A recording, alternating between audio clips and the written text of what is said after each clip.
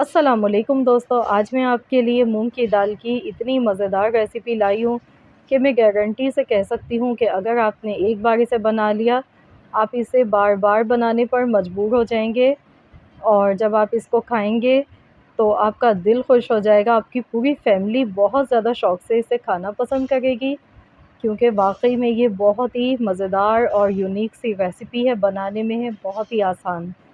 तो चलिए हम रेसिपी देख लेते हैं। 1 पाव मैंने मूँग की दाल ली है, यानी कि 250 ग्राम मूँग की दाल है हमारे पास। दाल को मैंने 4 घंटे पहले भीगने के लिए रख दिया था। तो आपके पास जितना टाइम हो, आपने इसे अच्छी तरह से पानी में भिगो लेना है और भीगने के बाद आप देख सकते हैं दाल फूलकर डबल हो चुकी है साइज़ में। तो ज़्यादा अच्छी आप इसे देर तक भिगो कर रख लेंगे, तो इससे ये होगा कि दाल हमारी बहुत ही आसानी से पिस जाएगी। अगर आपके पास कम टाइम है, तो आप इसे 1 घंटे के लिए भी भिगो कर रख सकते हैं। तो यहाँ पर दाल हमारी अच्छे से भीग चुकी है। तो चलिए अब हम इसका अगला स्टेप देख लेते हैं। तो इसमें जो ये पानी है इसे हम निकाल लेंगे और यहाँ पर मैंने मिक्सी का एक जार ले लिया है, क्योंकि हमने दाल को यहाँ पर पीसना है। अगर आपके पास इस तरह का मिक्सी का जार नहीं है, तो आप परेशान मत होइएगा, आप इसे सिल पर भी पीस सकते हैं आसानी के साथ, क्योंकि दाल में हमने पानी बहुत ही मामूली सा डालना है। लहसुन अदरक डाल दिया है, 5 से 6 लहसुन के जवे थे, अदरक एक छोटा टुकड़ा था, साथ में 7 से 8 हरी मिर्चें हैं, छोटी वाली मिर्चें मैंने ली हैं और साथ में हरा धनिया लिया है फ्रेश कटा हुआ आधी गड्डी, 1 टीस्पून साबुत ज़ीरा, नमक हस्बे ज़रूरत और कुटी हुई लाल मिर्च 1 टीस्पून। मिर्चें आप अपने टेस्ट के अकॉर्डिंग कम या ज़्यादा कर सकते हैं। तो यहाँ पर 3 से 4 चम्मच के करीब पानी डालेंगे, बिल्कुल थोड़ा-सा पानी मैंने डाला है और अब हम इसे पीस लेते हैं। तो इसका पेस्ट हमने बिल्कुल बेसन की तरह नहीं बनाना है, थोड़ा दरदरा सा बनाना है, तभी मज़ा आएगा इस रेसिपी का। तो आप यहाँ पर देख सकते हैं पेस्ट बनके तैयार हो चुका है, इसमें थोड़ा-थोड़ा दाना भी दिख रहा है और ये पिसा हुआ पेस्ट है। बहुत ही कम पानी के साथ मैंने पीसा है, ये देख सकते हैं आप, इसकी कंसिस्टेंसी देख लें। अब इसमें एक छोटे साइज़ की प्याज डाल देंगे बारीक चॉप की हुई और अच्छी तरह से मिला लेते हैं। तो यहाँ पर ऑयल हमने गरम होने के लिए रख दिया था, ऑयल हमारा मीडियम गरम हो चुका है। तो चम्मच की मदद से इस तरह से हमने कढ़ाई में डालना है और इनको फ्राई कर लेना है। चम्मच से बैटर लेंगे इस तरह से और इस तरह डालते जाएंगे। साइज़ आप अपनी मर्ज़ी के मुताबिक छोटा या बड़ा बना सकते हैं।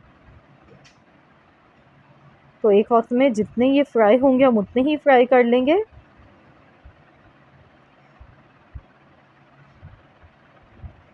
तो अब इनको दोनों साइड से गोल्डन कलर आने तक अच्छी तरह से फ्राई कर लेते हैं। तो फ्रेंड्स, आप अगर मेरे चैनल पर न्यू हैं, अब तक चैनल को सब्सक्राइब नहीं किया है, तो मेरी आपसे एक छोटी सी रिक्वेस्ट है कि चैनल को सब्सक्राइब कर लीजिए। तो बस दोनों साइड से गोल्डन कलर आने तक इनको फ्राई कर लेते हैं और इसी तरीके से हमने ये सारे फ्राई करके रख लेने हैं। तो यहाँ देखिए बहुत ही खूबसूरत सा गोल्डन कलर आ चुका है। तो चलिए इन्हें हम निकाल लेते हैं।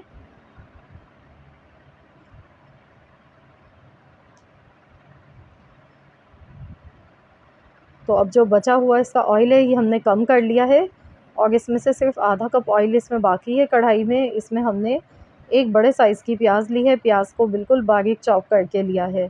आप चाहें तो प्याज को पीस कर भी ले सकते हैं। और इसमें हम डालेंगे साथ में साबुत ज़ीरा डालेंगे 1/4 चम्मच, इससे फ्लेवर बहुत ही अच्छा आएगा। और साथ ही में यहाँ पर हम डाल देंगे इसमें राई दाना 1/4 चम्मच और प्याज को गोल्डन कलर आने तक फ्राई कर लेते हैं। अब मैं इसमें डाल रही हूँ कड़ी पत्ता। कड़ी पत्ता मैंने यहाँ पर 7 से 8 पत्ते लिए हैं। अगर आपके पास है तो आप ज़रूर डालें, अगर नहीं है तो स्किप कर दीजिएगा। कड़ी पत्ता से फ्लेवर बहुत ही अच्छा आता है इसके शोरबे में। प्याज को लगातार चम्मच चलाते हुए अच्छा सा फ्राई कर लेते हैं। यहाँ देखिए गोल्डन कलर आना शुरू हो चुका है। तो इस पॉइंट पर लहसुन अदरक दोनों को मैंने बारीक चॉप करके बिल्कुल लिया है। फ्रेश लहसुन अदरक का इस्तेमाल किया है इसमें और इसके साथ हम इसे मज़ीद और फ्राई कर लेते हैं 1 मिनट तक। अब मैं इसमें डाल रही हूँ 1 और आधा टमाटर मैंने लिया था, 1.5 टमाटर टोटल लिया है मीडियम साइज़ का। ये मैंने इसमें ऐड कर दिया है बारीक कटा हुआ। टमाटर को सॉफ़्ट होने तक पकाएंगे, यहाँ पर अच्छी तरह से पका लेते हैं। और साथ ही में यहाँ पर हम इसमें कुछ मसाले भी ऐड कर देते हैं। तो सबसे पहले नमक डालेंगे, हस्ब ज़रूरत नमक डाल लीजिएगा। मैंने आधा चम्मच डाला है।